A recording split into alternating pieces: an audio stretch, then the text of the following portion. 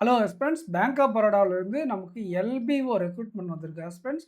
இதுக்கு யாரெல்லாம் எலிஜிபிள், தமிழ்நாட்டுக்கு என்ன வேக்கன்சிஸ் இருக்குது, அண்ட் இந்த நோட்டிஃபிகேஷனுடைய எக்ஸாம் பேட்டர்ன் என்ன, இது மாதிரி கம்ப்ளீட் டீட்டெயில்ஸை இந்த வீடியோவில் பார்த்துடலாம். அதுக்கு முன்னாடி இந்த வீடியோக்கு லைக் பண்ணிக்கோங்க. நீங்கள் பேங்க் எக்ஸாம் ப்ரிப்பேர் பண்ணுறீங்க அப்படின்னா நம்ம டிஎன் பேங்கர்ஸ் அகாடமி ஆப்பை டவுன்லோட் பண்ணிக்கோங்க. உங்களுக்கு ரொம்ப யூஸ்ஃபுல்லாக இருக்கும். அதில் நானும் வெனும் சாரும் சேர்ந்து உங்களுக்கு பேங்கிங்க்கான கிளாஸஸ் எடுத்துகிட்ருக்கோம். ஆன்லைன் ரிஜிஸ்ட்ரேஷன் எப்போ ஸ்டார்ட் ஆகும் அப்படின்னா 18ஆம் தேதி ஸ்டார்ட் ஆகி 7/9 வரை இருக்குது. இதோடைய எலிஜிபிலிட்டி கிரைட்டீரியா பார்க்கறதுக்கு முன்னாடி இந்த வீடியோக்கு லைக் பண்ணிட்டு சேனலை சப்ஸ்கிரைப் பண்ணிக்கோங்க ஃப்ரெண்ட்ஸ். 2482 வேகன்சிஸ் இருக்குது. இதுக்கு யாரெல்லாம் அப்ளை பண்ணலான்னா 1 இயர் எக்ஸ்பீரியன்ஸ் இருக்கணும். உங்களுடைய டிகிரி கம்ப்ளீட் பண்ணதுக்கப்புறம் மினிமம் ஒரு ஆஃபீஸர் ரோலில், கிளர்க்கு கூட கிடையாது, ஆஃபீஸர் ரோலில் இருக்கிறவங்க இந்த எக்ஸாமுக்கு அப்ளை பண்ணணும். And second schedule bank, commercial bank, schedule commercial பேங்க்னு சொல்லுவாங்க. இல்லைனா செகண்ட் ஷெட்யூல் ஆஃப் ஆக்ட் அப்படின்னு சொல்லுவாங்க, ஆர்பிஐ ஆக்ட். இதற்கு கீழே உங்கள் பேங்க் கவர் ஆகியிருக்கணும். அதில் நீங்கள் ஆஃபீஸராக ஒர்க் பண்ணியிருந்துருக்கணும் 1 இயர். அப்போ தான் இந்த ஜாபுக்கு நீங்கள் அப்ளை பண்ண எலிஜிபிள். அண்டு அது மட்டும் பத்தாது, உங்களுக்கு லோக்கல் லாங்குவேஜ், இப்போ தமிழ்நாட்டுக்கு அப்ளை பண்ணுறீங்கன்னா reading, writing, speaking and understanding இது எல்லாமே தமிழில் உங்களுக்கு இருக்கணும்.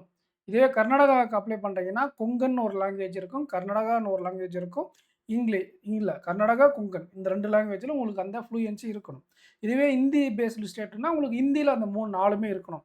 ரீட் பண்ண தெரிஞ்சிருக்கணும், ரைட் பண்ண தெரிஞ்சிருக்கணும், எழுத தெரிஞ்சிருக்கணும், அதுக்கப்புறம் ஸ்பீக் பண்ணணும், அவங்க ஸ்பீக் பண்ணுறதை அண்டர்ஸ்டாண்ட் பண்ணிக்கணும். இது 4மே நமக்கு இருக்கணும். ஓகேங்களா?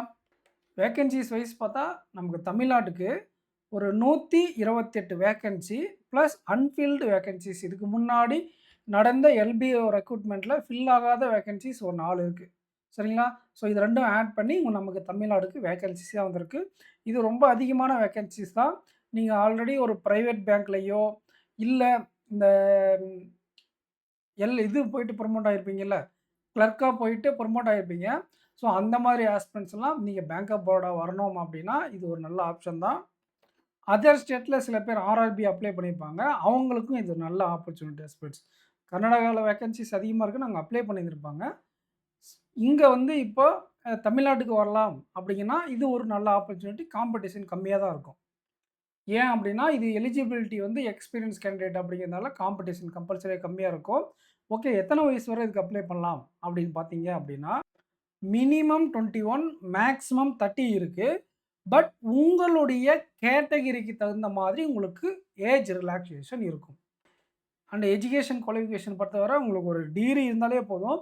இந்த கேட்டகிரியில் ஏதாச்சும் இருந்தீங்க அப்படின்னா உங்களுக்கு கொஞ்சம் ப்ரையாரிட்டி கொடுப்பாங்களே தவிர, மற்றபடி ஒரு இன்டர்வியூவில் 2 பேருக்கு ஒரே மார்க் இருக்குன்னா அவங்களுக்கு ப்ரையாரிட்டி இருக்கும். மற்றபடி மேக்ஸிமம் அது ரொம்ப ஒர்க் அவுட் ஆகாது. ஒரு டிகிரி முடிச்சிருந்தாலே போதும். இந்த ஏஜ் ரிலாக்ஸேஷனை பற்றி இப்போ பார்த்துடலாம். எப்போயுமே இருக்கக்கூடிய அதே ஏஜ் ரிலாக்ஸேஷன் தான் ஃப்ரெண்ட்ஸ். எஸ்சி எஸ்டி கேண்டிடேட்டாக இருந்தால் +5, ஆல்ரெடி நான் 30 சொல்லியிருந்தேன் இல்லையா, +5 எஸ்சி எஸ்டிக்கு, +3 வந்து உங்களுக்கு ஓபிசி அண்ட் இடபிள்யூஎஸில், ஜென்ரலில், ஓ எல்லா கேட்டகிரியும் சரி, கேட்டகிரி வைஸாக நீங்கள் பிடபிள்யூடிக்கு +10, ஜென்ரல் இடபிள்யூஎஸ்க்கு, ஓபிசிக்கு 13, 30 + 13, 30 + 15. ஸோ பிடபிள்யூடி ஆஸ்பிரண்ட்ஸுக்கு இது. ஓகேங்களா? ஸோ ஏஜ் எலிஜிபிலிட்டி அப்படிங்கிறது நீங்கள் ஓபிசியாக இருந்தால் 33 வரை, எஸ்சி எஸ்டியாக இருந்தால் 35 வரை. அப்ளை பண்ணக்கூடிய ஃபீஸ் ₹850, எஸ்சி எஸ்டி கேண்டிடேட்டுக்கு ₹175. சேலரி பொறுத்தவரை நம்ம ஆல்ரெடி பார்த்த ஐஓபி எல்பிஓவில் இருந்தால் அதே சேலரி தான் ஒரு பிஓக்கான சேலரி. இன் ஹேண்டில் உங்களுக்கு 78 ± 2K இருக்கும். கிராஸில் உங்களுக்கு 82ல் இருந்து 85K வரை உங்களுக்கு கிராஸ் இருக்கும். ஓகேங்களா? ப்ளஸ் உங்களுக்கு அடிஷ்னலாக என்ன கிடைக்கும் அப்படின்னா ஹவுஸ் அலோவன்ஸ், ஹவுஸ் அக்காமடேஷன் இல்லைனா அலோவன்ஸ் சொல்லுவாங்க, அதை அவங்களே பே பண்ணிடுவாங்க.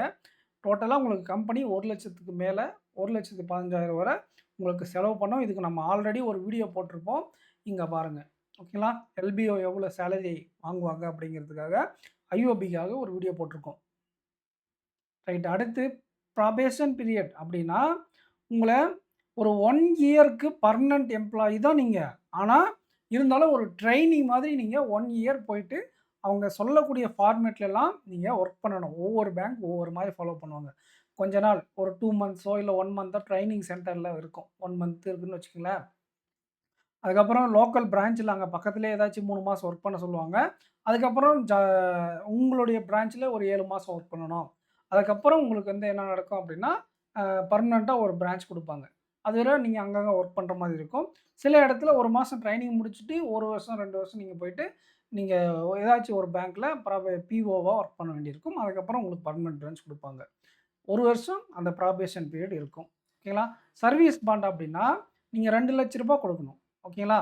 எப்போ அப்டின்னா, 3 வருஷத்துக்கு முன்னாடி நீங்க குவிட் பண்ணிட்டு போறீங்க அப்டின்னா, இப்போ நீங்க இதில எல்பிஓவா செலக்ட் ஆயிட்டீங்க. திடீர்னு நீங்க என்ன பண்ணிடுறீங்க அப்டின்னா, ஒரு ஆர்ஆர்பி, பிஓ இல்ல உங்களுக்கு ஒரு இன்சூரன்ஸ் ஏஓ கிளியர் பண்ணிடுறீங்க அப்டின்னா, அதுக்கு ஜாயின் பண்ண விருப்பம் இருந்தா, நீங்க என்ன பண்ணணும்? இந்த 2,00,000 அங்க பே பண்ணிட்டு போகணும். செலக்ஷன் ப்ரொசீஜர் என்னவா இருக்குன்னா, ரிட்டன் டெஸ்ட் இருக்கும். அதுக்கப்புறம் இன்டர்வியூ இருக்கும். அதுக்கப்புறம் என்ன நடக்கும்னா, உங்களுக்கு எல்பிடி ஆல்சோ நடக்கும் ஹஸ்பண்ட்ஸ். அது என்னன்னா, அதர் லாங்குவேஜ் ஆஸ்பிரண்ட்ஸ்க்கு அதர் டெஸ்ட் டீம்டு சூட்டபிள். ஓகேங்களா? அவங்களுக்கு ஏதாச்சும் கன்வீனியன்ட்டா இருந்தா அதர் ஃபார்மேட்டும் வைப்பாங்க. சைக்கோமெட்ரி டெஸ்ட் ஆல்சோ. ஸோ அவங்க தேவைப்பட்டா வைப்பாங்க. ஆன்லைன் எக்ஸாமும் உங்களுக்கு இன்டர்வியூவும் கம்பல்சரியா இருக்கும்.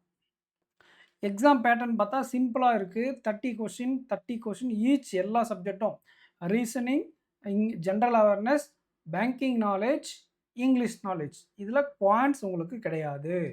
ஏன் குவான்ட்ஸ் கிடையாது அப்டின்னா, இது வந்து ஒரு எக்ஸ்பீரியன்ஸ்டுக்கான எக்ஸ்பீரியன்ஸ் ஆஸ்பிரண்ட்ஸ்க்கான ஒரு எக்ஸாம் அப்படிங்கிறதுனால, இந்த மாதிரி டைம்ல ஏதாச்சும் ஒரு சப்ஜெக்ட் தூக்குவாங்க. அது மேக்ஸிமம் குவான்ட்ஸ தான் தூக்குவாங்க.